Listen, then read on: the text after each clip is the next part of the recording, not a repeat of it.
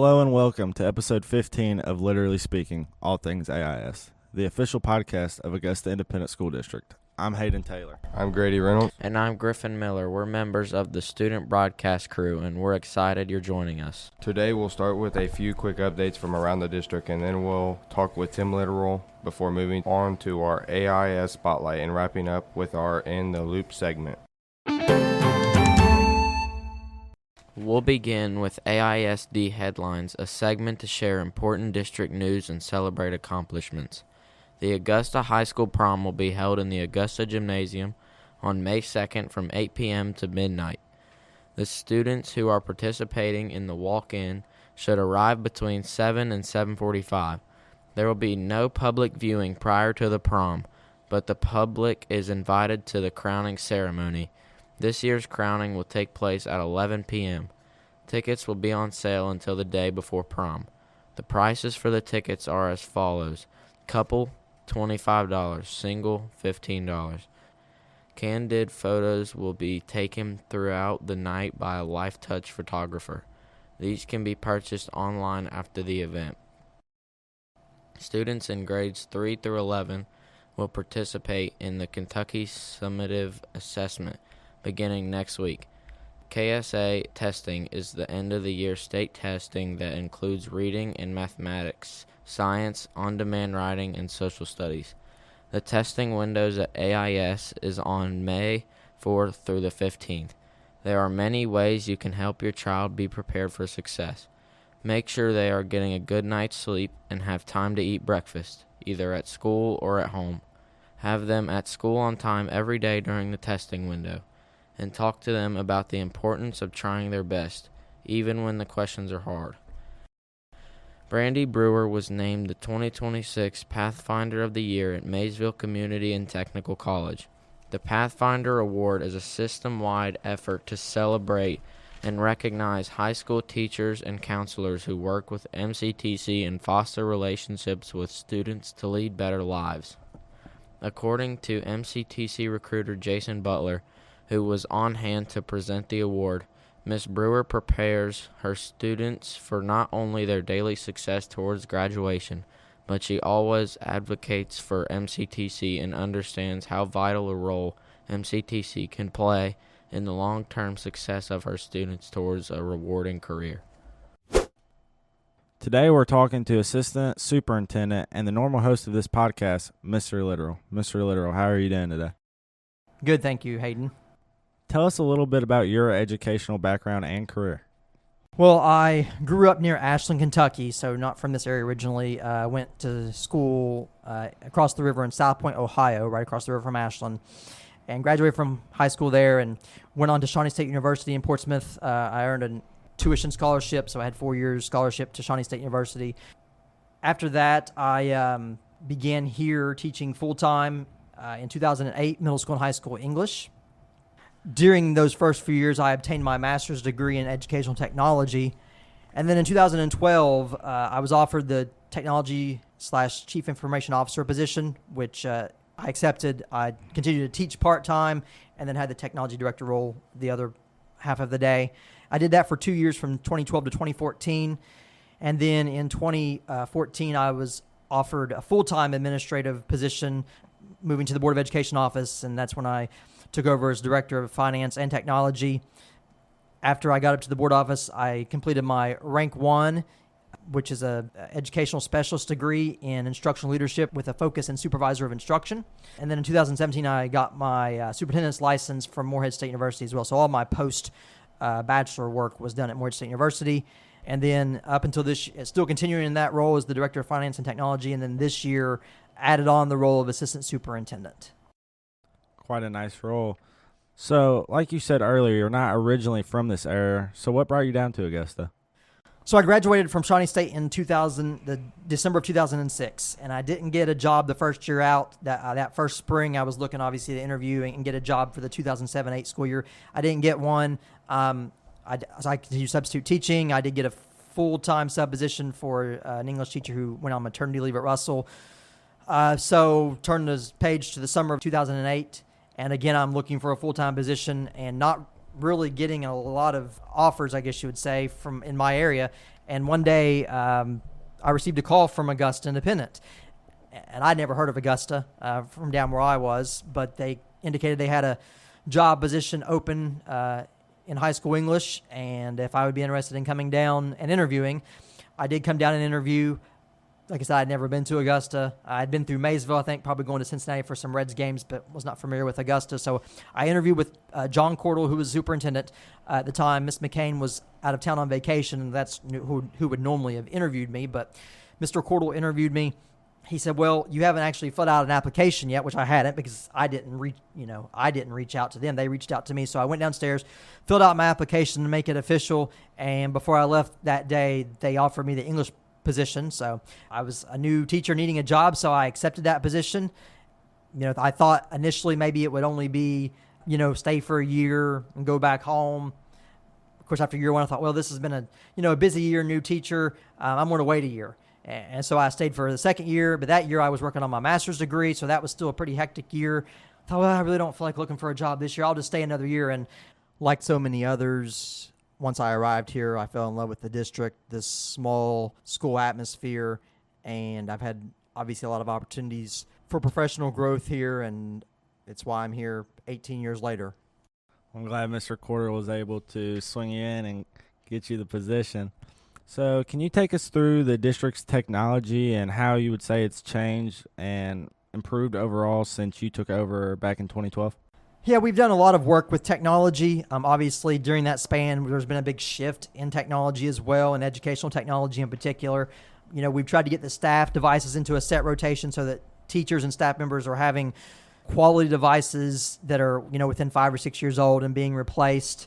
Getting every classroom an interactive board. It started with smart boards briefly, then we switched to what was called the Bright Link, and now every room has an interactive flat screen panel. Basically, it's a big TV, but teachers can interact with it, and it's touch screen. So that was important, getting every room outfitted with one of those. Early on in my tenure, we had iPads here. We had two sets of classroom iPads, and they rotated around the building, and teachers got them for a couple weeks a year. So obviously a big shift there from going to the iPads where you had to share those to now, every student having their own Chromebook and their own device. On the back end, there's a lot of networking equipment. That's not anything fun or fancy, but if you don't keep that equipment up to date, then your internet and your Wi-Fi doesn't work properly. So twice since 2008, we've done refresh cycles of the access points and the Wi-Fi and replaced a lot of that back end equipment. We're fortunate here that we are eligible for the E-rate program. That's a federal program that pays for 80 to 85% of the cost for that back-end equipment, and that equipment can be substantially expensive. So that really helps a district like ours offset those costs and be able to keep that back-end equipment working smoothly. We have added a class set of virtual reality headsets that's available for teachers to use. And then I've really tried to be an advocate for the technology standards and incorporating technology instruction into our schedule, whether that's having a related arts teacher teach the younger elementary students technology, or having the 4th through 6th graders having some technology instruction in their related arts, or just having the teachers embed technology into their instruction. We've really tried to put a big focus on that to make sure that our students are prepared for the world beyond high school, and technology is typically an important component of that. So I think I know your answer to this next question, but what role do you think technology has in education, and how can it be beneficial? So there's obviously been a big shift in the last few years with, like I mentioned a minute ago, the one-to-one, where every student now has their own device. And I think that is a positive, but I think with anything, technology is a tool. And I've always said that as a technology director, I champion technology and its use, but I don't think you should use it all the time and just for the sake of using it. Students don't need to be on devices 24/7. I agree with that. So I think targeted, effective use of technology is really beneficial. It's beneficial when it enhances a lesson, when it allows teachers to differentiate. So if they've got a student who's a lower level student, a student who's on level, and then a student who's above level, and maybe even in between all of those areas, teachers can have instruction and activities that align to each of those students' ability level, and I think that's a great use of technology. I think when you can replicate real-world experiences or project-based learning, obviously there's a lot of resources out on the internet, a lot of programs that can be beneficial. Things that spur critical thinking, I think, is a real valuable use of technology. And just preparing students by giving them exposure to technology, because I think that's going to be necessary for most of those 21st century careers. I think I've always been a big believer that students have to be exposed to technology in K-12 in order to be prepared for life after high school, regardless if that's, going into college or into a career or the military or whatever it may be.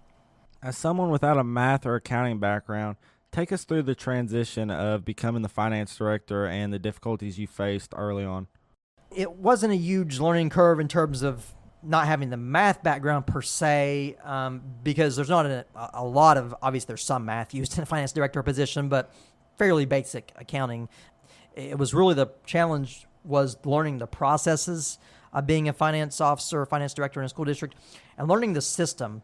We have a system called Munis, and that's our financial accounting system, and every school district in the state uses that same system, and that's beneficial because you could get help, obviously, from other districts because everyone's using the same platform, the same program.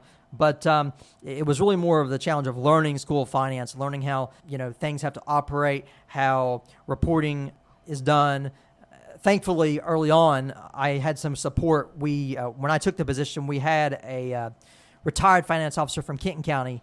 His name was Kelly Gamble, and he was serving with us as a finance consultant at the time, and he stayed on that role for many years, assisting me and helping train me and helping me learn the different processes and understanding school finance. And obviously, throughout the years, he did less, I did more, and now it's to the point to where he's not, he doesn't assist our district at all anymore, but that was a really big help in the early years having that resource available. Talk to us about what it's like overseeing the finance department in our little district. So finance director here is different from a lot of other places because we are so small. Most places have a finance staff. They have a finance officer, but they probably also have a payroll clerk or a payroll manager, an accounts payable clerk, accounts payable being people who pay the bills. They probably have an HR or insurance coordinator. They might have a budgeting director. Obviously, the size of the district depends on all that, but most staffs would have at least a 3-person finance department, and really here we're 1 person. So that's the biggest difference in what it is here because I do the payroll. I'm very involved in the accounts payable and paying the bills 2 or 3 times a month.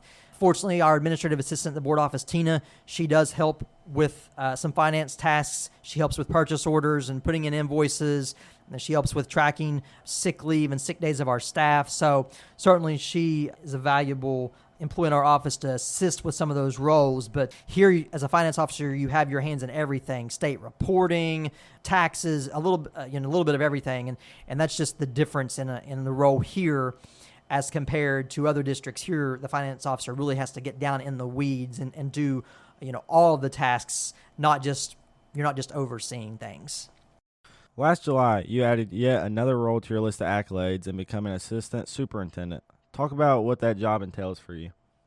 So the job description, some of the things that it lists: assist the superintendent in providing leadership in the day-to-day operations of the school district, assisting the school district in the development and achievement of its strategic goals, perform duties dealing with instructional support, supervision, budgeting, investments, professional development, act as the lead administrator in the absence of the superintendent, participate on the administrative team, assist the superintendent to analyze financial and educational problems and develop solutions, assist in developing salary structure and policy, confer with the superintendent regarding personnel. A lot of these roles, to be honest, I already did really before this role. Now, there are some new things that I picked up, but I did a lot of these things before. Again, we're a small district, and we have oftentimes to go outside of what our traditional role is and do other jobs.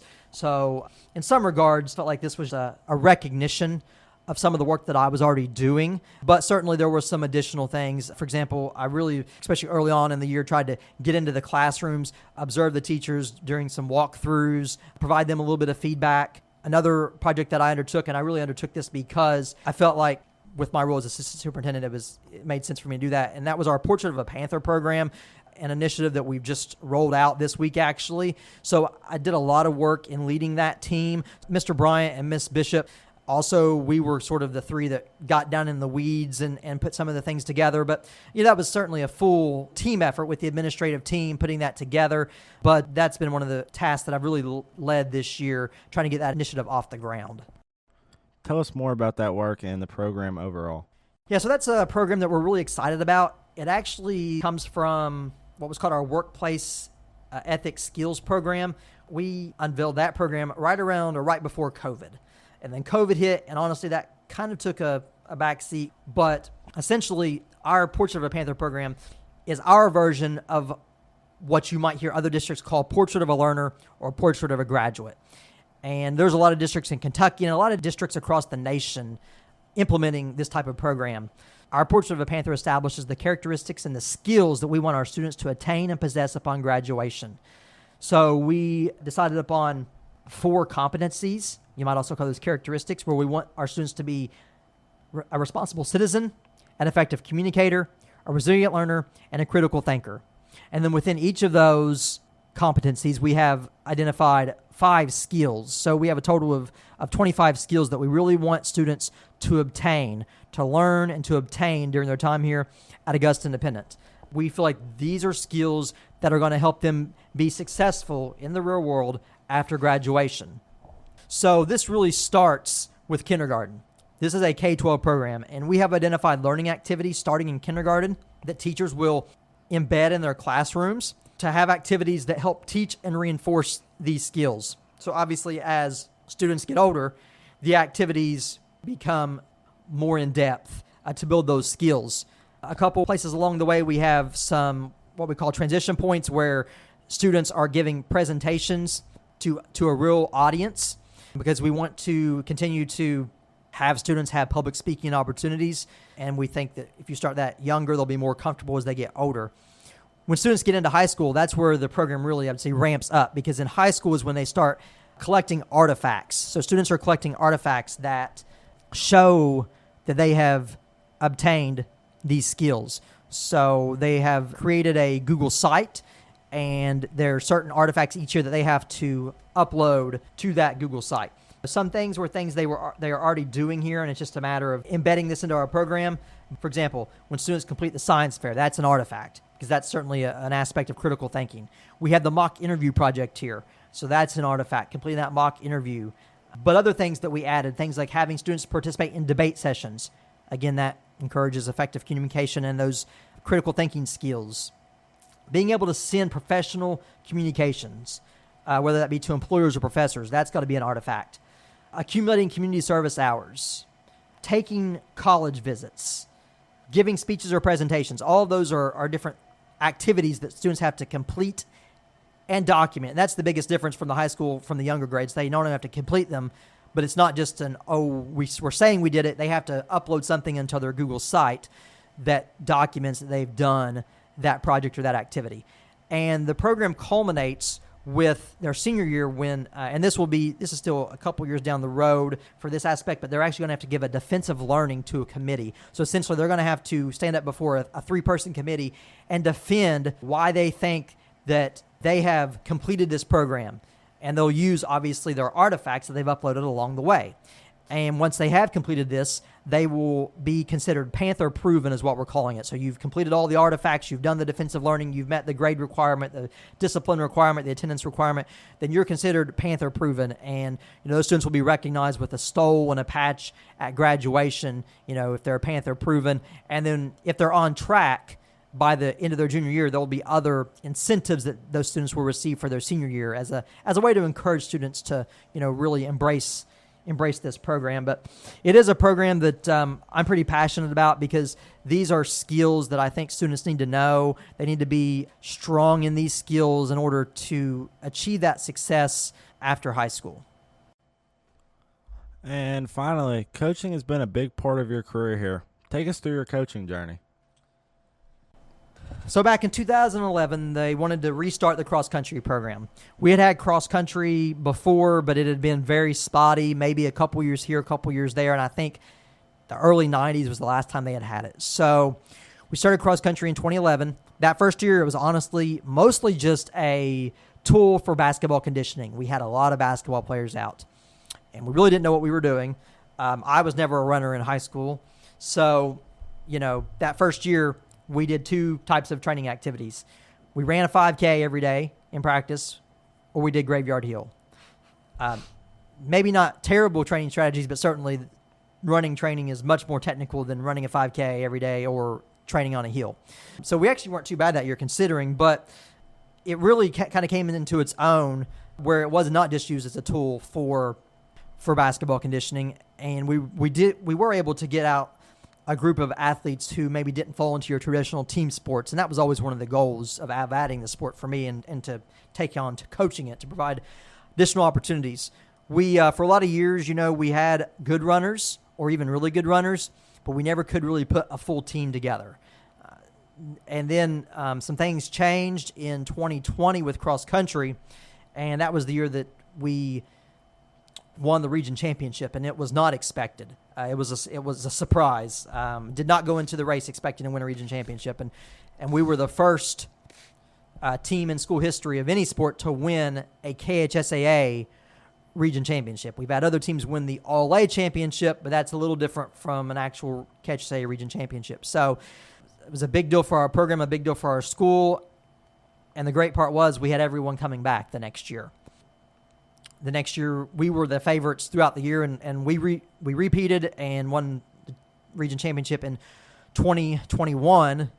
And, of course, both those years, we obviously went to the state championship. And the first year, I think we finished maybe 13th. The second year there in the state meet, we finished in 4th place, which is a big deal because the top 4 teams at the state championship get a state championship trophy. So we were able to bring home that state trophy in 2021, come back out in 2022, and we're able to get region runner-up in cross-country and earn a 6th place finish at the state meet. So really another real good finish at the state meet after we had lost some people to graduation from 2021. We had athletes go on and get college scholarships. One even coaches, Cameron Snap coaching at Georgetown College. So, we've had some alumni that have continued their running careers after high school. In 2015, we restarted the track program. Again, they had that. I think the last time was around 1980, give or take a year or two, but it was really big in the 70s on the female side. They had ladies back in the 70s who were making the state championship multiple times. So we were able to bring that back out. And again, the goal, 2 goals really. One was to give our distance runners year-round training, because that was important with cross country, that you have that year-round training.